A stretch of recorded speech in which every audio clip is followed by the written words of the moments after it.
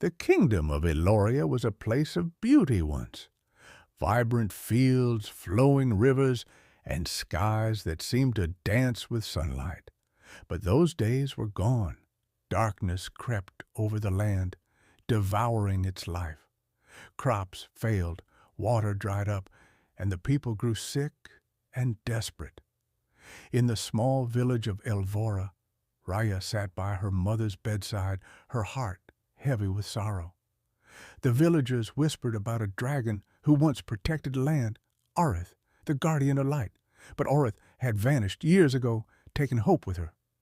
Raya, her mother whispered weakly, the old stories. They say the dragon can return when the heartstone is whole. It's broken, scattered, but you must try. Raya clutched the glowing shard her mother had always kept. It was warm, pulsing faintly, as if alive. Though she didn't believe in the dragon, her mother's fading voice filled her with resolve.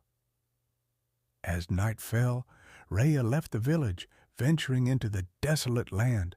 She followed the stories her mother had told her, to the mountains where the wind howled with ancient power. There she found the ruined shrine of Aurith, its once glorious carvings covered in moss and decay. Raya placed the shard at the altar. Nothing happened.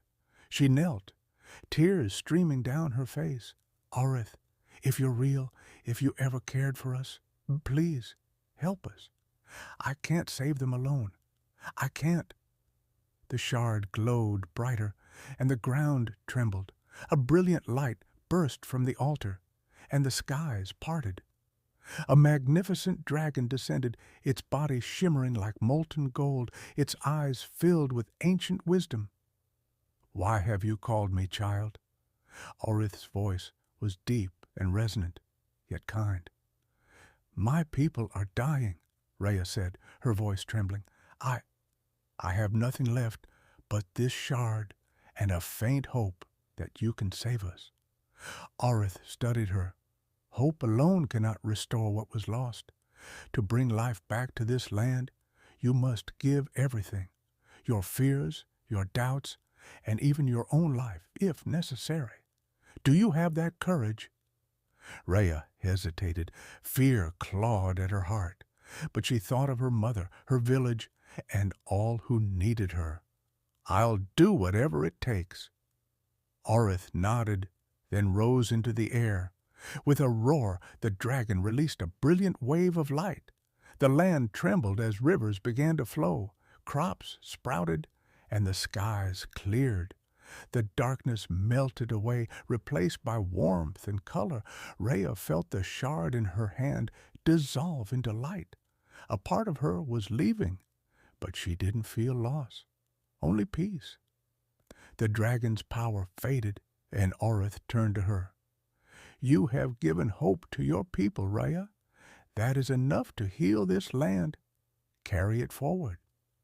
The dragon vanished, leaving Raya standing in the restored shrine. When she returned to her village, the people were rejoicing. The fields were green, the wells full, and her mother, though weak, smiled with newfound strength. Raya had called the dragon, but she realized that the true power lay in the hope she had reignited.